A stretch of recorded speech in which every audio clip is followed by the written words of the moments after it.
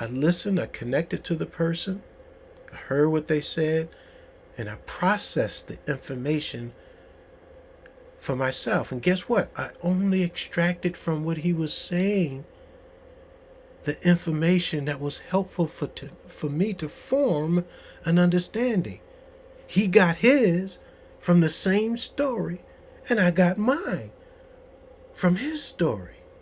And when I gave him my side of what I understood it to be, I sharpened his. Iron sharpening iron. And then he could come back with his. And I'm like, oh yeah, man, I needed that. And we're building on one another. That's the way it's supposed to work. I mean, what time? I'm 16:30. This is getting good. But I made a promise I'm going to stop at 15 minutes. I might have to go up to 25. You all let me know.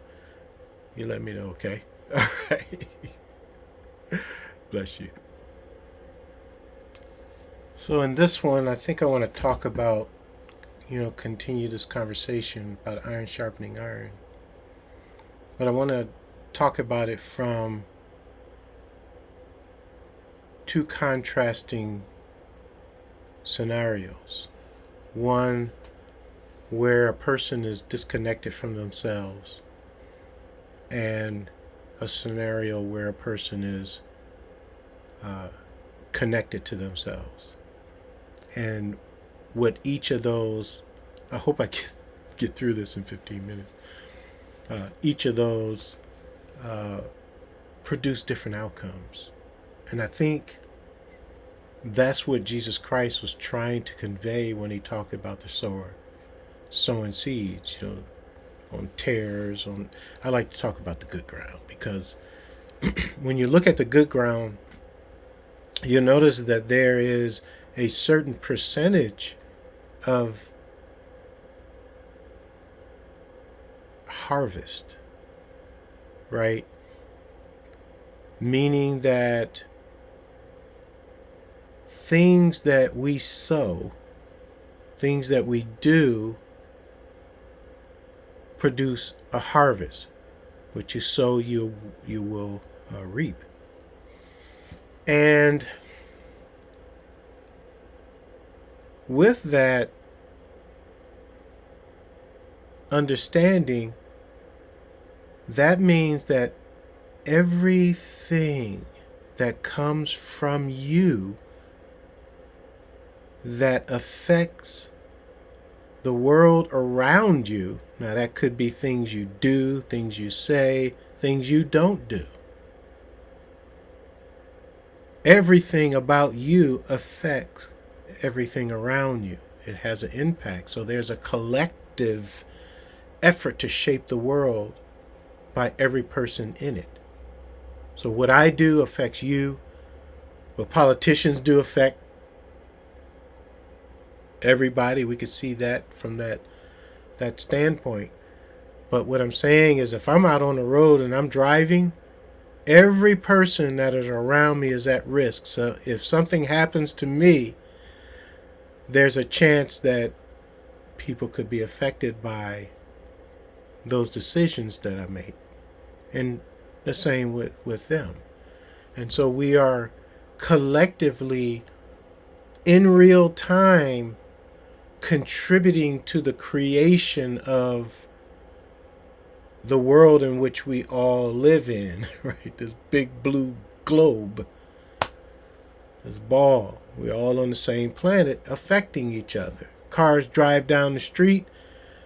The wind displacement by those vehicles at different speeds affect the temperature. The tires riding on the road heat up.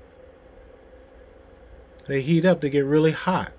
That's the reason why they will melt snow if the tires are hot enough. If you've been on the freeway, you find that with no salt put down, or you find that the freeway the snow melts faster, when traffic is out there, and that's because the road gets warmer. And so humans' activity actually warms and changes the temperature. And we've seen that during the pandemic. And so what I want to talk about is this comparative thing between let's talk about iron sharpening iron. When you as an individual are disconnected from yourself, meaning that you have your identity is defined by an external source. That means you are disconnected from yourself. And that means that if I challenge that thing you have your identity in, you're going to defend it with your life, at the risk of your own life at times, right? But if you remove your identity from the thing, when the thing is gone, you're still intact. So what have we done? We put God outside of ourselves. We put Jesus outside of ourselves, and Holy Ghost outside of ourselves. The ability to ascend outside of ourselves. The ability to meditate and meditate on the Word day and night, and make your way prosperous and have good success. You make that a thing that you have to obtain. That's outside of yourself, and all of it exists in you. You just need to wake it up. That's all. Everything that was in Adam is in you. Every gene, every DNA. And some of that is locked away because of the words you use, because of the limitations you put on your life. Your body has the ability to heal itself without you ever praying a single prayer. You know why it don't? Because you follow a pattern, an eating pattern that was given to you. Somebody hand you a piece of a chart and say, hey, milk, you need the protein, you need this, you need that, you need all of these categories. And now they classify everybody in the same disease category at a certain age. You're expected to have produced these ailments. And when I go into the doctor's office, they already have it laid out. Well, you're African American, you already should have diabetes. Oh, you're African American, oh, you should have high blood pressure. You're African American, oh, at your age, your cholesterol should be like this. Mine is at 15%, and the doctor is saying, well, in 5 years, it's going to be up here to 20%. And I say, Doc, I ain't taking no pills when there's no problem. He's trying to create a problem because the symptoms that come from the pills are dangerous. When they put me on blood pressure pills because of the PTSD from my job, my cholesterol is not normal based on their stats for a 64-year-old. I'm supposed to be sick. I'm supposed to be having all these symptoms. I had nothing. I'm off the blood pressure pills because the job that was creating or continuously creating the PTSD is no longer in my life. Do I still get triggered? Oh, it won't ever go away. But Christ helps me manage it. Right? And so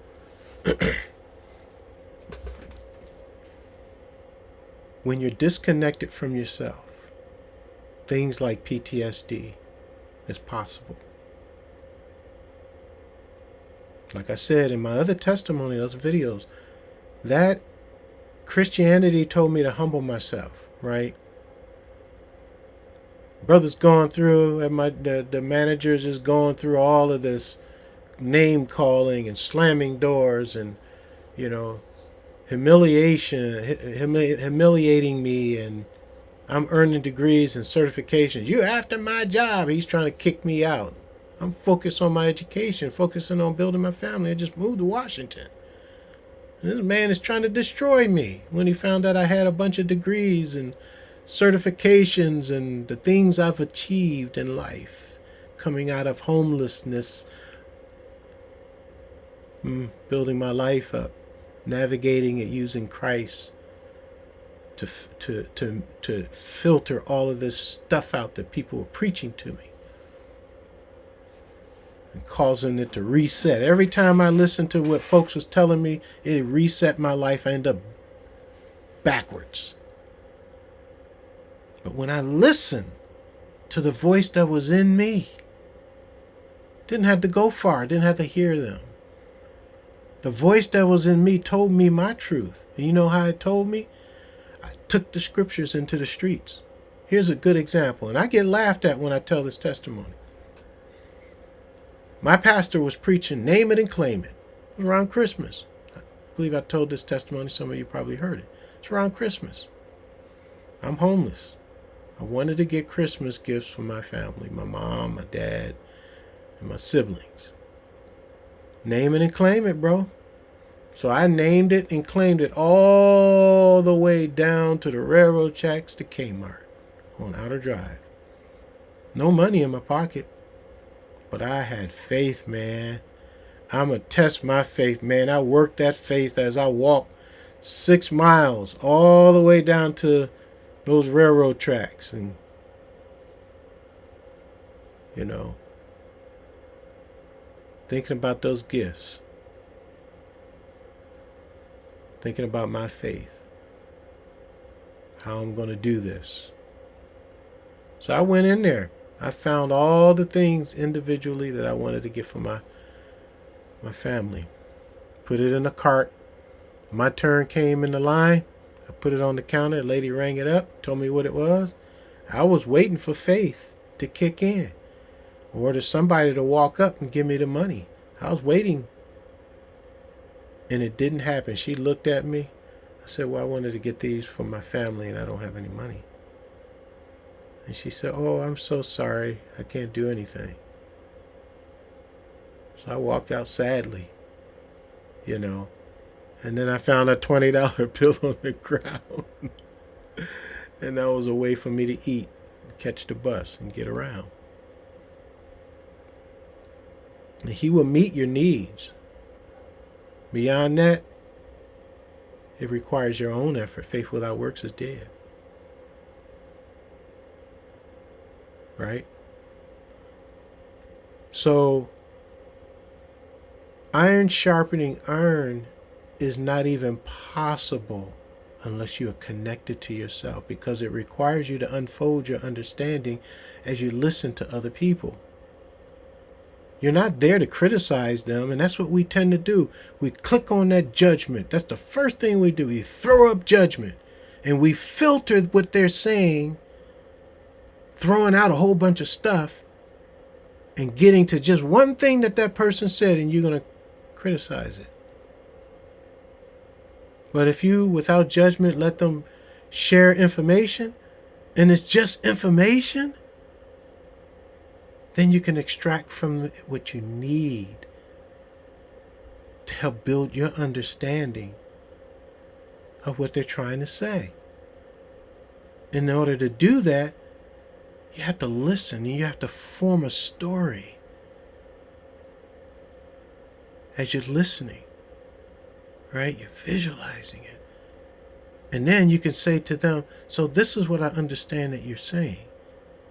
And they could either clarify it or say, my goodness, brother, that's a good one. I like that. You just sharpened them.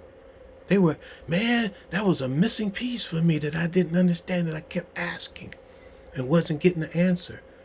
Because you cannot answer a thing outside of what you don't know. If you don't know it, you don't know it. But when you sharpen, you connect with other people that got information and they shared with you. And you listen and you visualize it and you capture it to try to understand what they're saying. You're building it from your understanding. And you're sharpening yourself. And then when you feed it back to them, you sharpen them. That's how you connect. But when you're not connected to yourself, it's just not going to happen. It's not going to happen. You're not going to connect to them. You're going to judge them. You're going to have bias. You're going to be stiff-necked, set in your ways, not willing to grow, not willing to change, not willing to alter. You say God is the same today, yesterday, and God is a dynamic God. The rose bush don't stay. It changes from season to season, just like you. You were a child once. Look at you now. So is God the same today, yesterday, and then that means something different than the way that you're interpreting it. Just like I just did. I saw it from nature's standpoint. How are you seeing it? You're just accepting it just the way it said in raw form from the scriptures without questioning what that means. And it could mean many things, but one thing it's not is that you are supposed to stay where you are.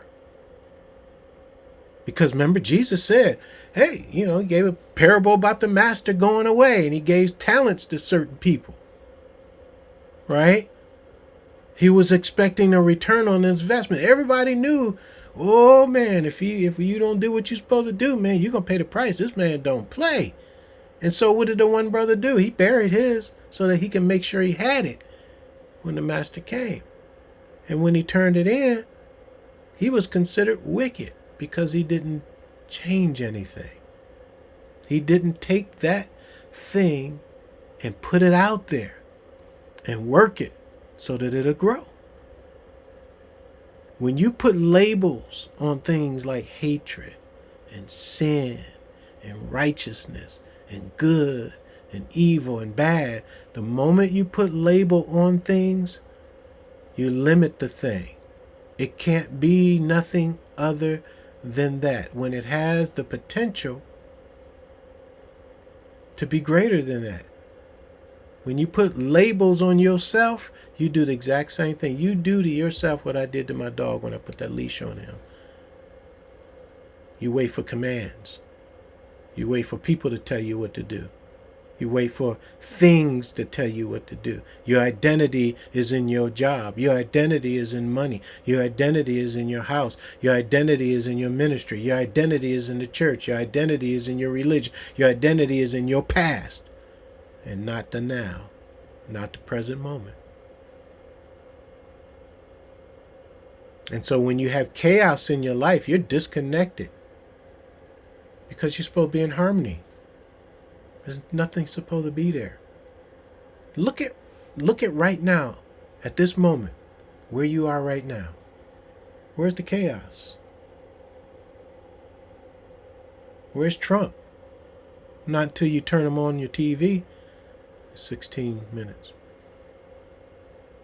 But I'm going to continue this talking about iron sharpening iron because this is important. The proof that you and another person are connected to one another is when you're sharpening one another. That's the proof. Anything other than that, you're not connected. You got something between your relationship. You got conditions.